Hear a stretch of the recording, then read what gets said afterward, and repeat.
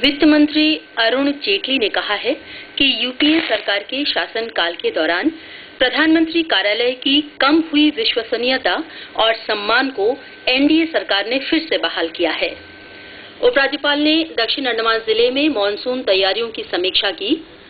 Bharatiya Janata party की राज्य उपाध्यक्ष तथा भाजपा महिला मोर्चा की राज्य प्रेक्षक श्रीमती रूपा रे ने कहा है कि प्रधानमंत्री जनधन योजना और स्वच्छ भारत अभियान का द्वीप समूह में सफल क्रियान्वयन हुआ है। खराब मौसम के कारण पोर्ट ब्लेयर और हडबे में फंसे यात्रियों को कमान की मदद से उनके गंतव्य स्थल तक पहुंचाया जा रहा है और पोर्ट ब्लेयर और आसपास के इलाकों में आज सुबह से तेज हवाओं के साथ भारी वर्षा हो रही है।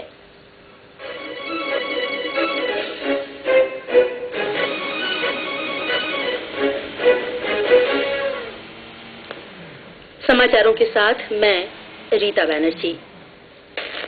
वित्त मंत्री अरुण जेटली ने कहा है कि यूपीए सरकार के शासनकाल के दौरान प्रधानमंत्री कार्यालय की कम हुई विश्वसनीयता और सम्मान को एनडीए सरकार ने फिर से बहाल किया है।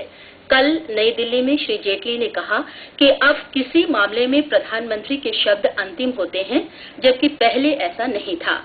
अच्छे दिन लाने के भाजपा के वायदे की विपक्ष की आलोचना का उल्लेख करते हुए श्री जेटली ने कहा कि भ्रष्टाचार मुक्त शासन, अंतर्राष्ट्रीय स्तर पर देश का दर्जा बढ़ाना और आर्थिक माहौल का बेहतर होना, ये सभी अच्छे दिन के ही संकेत हैं।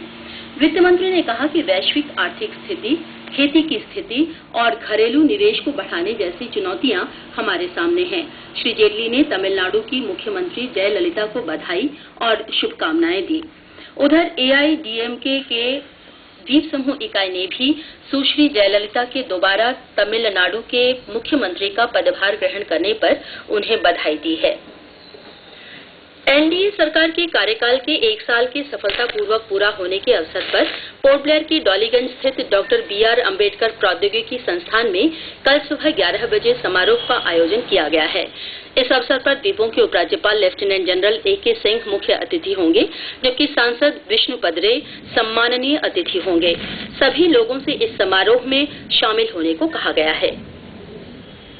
उपराज्यपाल लेफ्टिनेंट जनरल ए.के. सिंह ने दक्षिण अंडमान जिले में मानसून तैयारियों की समीक्षा की और इच्छा जाहिर की कि प्रभावित लोगों को तत्काल राहत और सहायता मुहैया कराई जाए।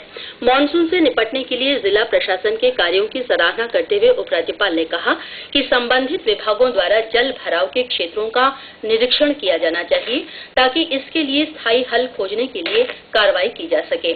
उपराज्यपाल ने कहा कि भारी वर्षा और आपदा के मामले में लोगों को सुरक्षित स्थान तक पहुंचाने के लिए मजबूत योजना बनाई जाए। भारी वर्षा और आपदा से प्रभावित लोगों के बारे में सूचना तुरंत उपराज्यपाल के सचिव, मुख्य सचिव, राजस्व आयुक्त और आपदा प्रबंधन निदेशालय को दी जानी चाहिए। मौसम को देखते हुए उपराज्यपाल ने जहाजरानी सेवा निदेशालय को निर्देश दिया कि वो मुख्य भूमि जाने वाले जहाजों के साथ साथ समुद्र में अन्य जहाजों के साथ भी संपर्क बनाए रखें, ताकि अंडमान निकोबार कमान तथा तटरक्षक के साथ तालमेल बनाते हुए जरूरत पड़ने पर सेवाएं मुहैया कराई जा सकें। उपराज्यपाल ने कहा कि द्वीप समूह में आपदा की तैयारी उच्च स्तर पर होनी चाहिए। भारतीय जनता पार्टी की राज्य उपाध्यक्ष तथा भाजपा महिला मोर्चा की राज्य प्रेक्षक श्रीमती रूपा रे ने कहा है कि प्रधानमंत्री जनधन योजना और स्वच्छ भारत अभियान का अंडमान निकोबार द्वीप समूह में सफल क्रियान्वयन हुआ है। उन्होंने कहा कि वे भी इस योजना का हिस्सा रही हैं और उन्होंने इन योजनाओं के बारे में बड़े पैमाने पर जागरूकता लाने का बीड़ा उठाया तथा द्वीप समूह के तमाम स्कूलों का दौरा किया। उन्होंने बताया कि दौरे के दौरान विद्यार्थियों को बैंकों में खाता खोलने और अपने आसपास के परिसरों को साफ सुथरा रखने के लिए प्रेरित किया गया। श्रीमती रे ने कहा कि लोगों में जागरूकता लाने के उनके प्रयासों में पोर्ट ब्लेयर नगर पालिका परिषद के पार्षद और कुछ समाज सेविकाओं ने भी अपने योगदान दिए। उन्होंने कहा कि द्वीपों में इंटरनेट कनेक्टिविटी में सुधार होने पर योजनाओं को और भी बेहतर ढंग से क्रियान्वित किया जा सकेगा।